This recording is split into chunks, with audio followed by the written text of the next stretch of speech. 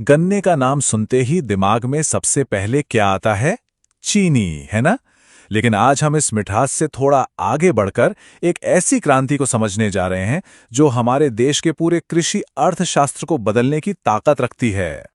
हम सबने गन्ने को हमेशा चीनी से ही जोड़ा है, पर क्या ये पौधा वाकई सिर्फ मीठे दाने बनाने के लिए ही है, या इसके अंदर इससे कहीं ज्यादा बड़ी संभावनाएं छिपी हुई हैं? यही सवाल आज हमारी इस पूरी पड़ताल के सेंटर में है। देखिए, दशकों से गन्ने की कहानी एक ही जैसी रही है। किसान अपनी मेहनत की कमाई के लिए महीनों, कभी-कभी सालों इंतजार करते थे। चीनी मिलें हमेशा कर्ज में डूबी रहती थीं और गन्ने से निकलने वाले जो कीमती सह उत्पाद थे, वो बस बर्बाद हो जाते थे। ये एक ऐसा चक्र था जिसे तोड़ना बहुत बहुत जरूरी था। और अच्छी खबर यह है कि ये बदलाव अब शुरू हो चुका है। तो चलिए देखते हैं कि कैसे एक दूरदर्शी योजना इस पुरानी अटकी हुई कहानी को एक नया मोड़ दे रही है। इस बड़े बदलाव की शुरुआत हुई उत्तर प्रदेश के मुरादाबाद मंडल से। यहाँ के कमिश्नर श्री आंजनेय कुमार सिंह जी के नेतृत्व में एक ऐसी योजना की नींव रखी गई जो सिर्फ अंदाजों पर नहीं बल्कि ठोस डेटा और गहरी एनालिसिस पर आधारित थी। ये दिखाता है कि जब प्रशासनिक इच्छा शक्ति हो तो क्या कुछ नहीं हो सकता। इस पूरी पहल का मकसद बिल्कुल साफ था कि भाई गन्ने को सिर्फ एक फसल की तरह देखना बंद करो, इसे एक मल्टी डायमेंशनल एसेट यानी एक बहुआयामी संपत्ति की तरह देखो। एक ऐसी पॉलिसी बनाओ जो न सिर्फ आज की समस्याओं को सुलझाएं बल्कि आने वाले कल के लिए भी एक मजबूत रास्ता तैयार करे। तो आखिर इस योजना का सीक्रेट क्या है? इस पूरी क्रांति की जो नींव है वो एक बहुत ही सरल लेकिन जबरदस्त आइडिया पर रखी गई है, जिसे कहते हैं 3 लाभ केंद्रों की रणनीति। इस स्ट्रैटेजी ने गन्ने की पूरी वैल्यू चेन को आप कह सकते हैं 3 हिस्सों में बांट दिया। पहला एनर्जी यानी ऊर्जा, दूसरा पोषक तत्व यानी न्यूट्रिएंट्स और तीसरा आधुनिक खेती। आइए अब एक एक करके इन तीनों को थोड़ा करीब से समझते हैं। तो सबसे पहले बात करते हैं ऊर्जा क्षेत्र की। ये वो कमाल का हिस्सा है जहां गन्ने के कचरे को एक कीमती संसाधन में बदला जा रहा है। पहले क्या होता था कि चीनी बनने के बाद जो प्रेस मड या मैली बचती थी वो एक बेकार कचरा मानी जाती थी।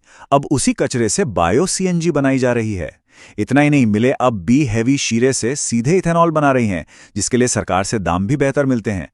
इसका सीधा असर ये हुआ कि मिलों के पास रोजाना कैश आने लगा, और जब मिलों के पास पैसा है तो किसानों का पेमेंट भी अब महीनों तक नहीं अटकता।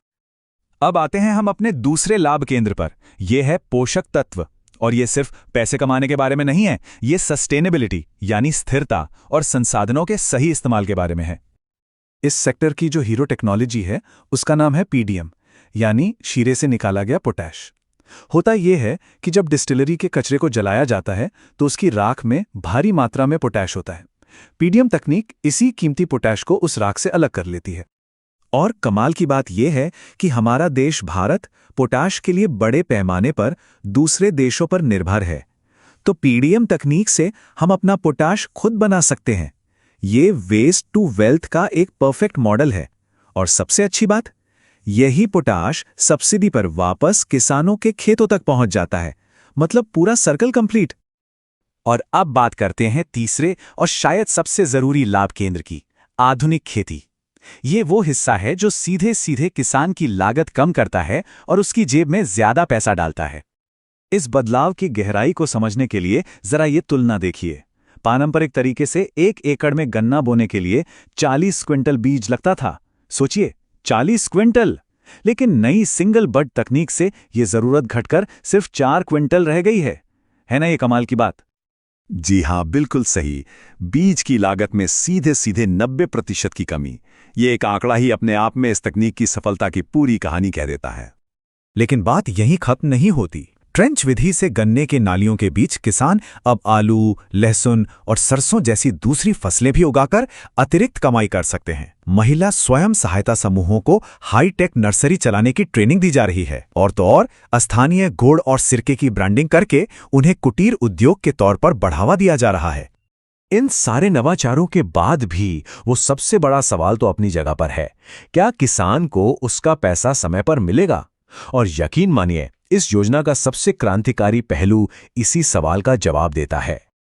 इसका समाधान है एक एस्क्रो खाता। अब ये काम कैसे करता है? बहुत सिंपल है।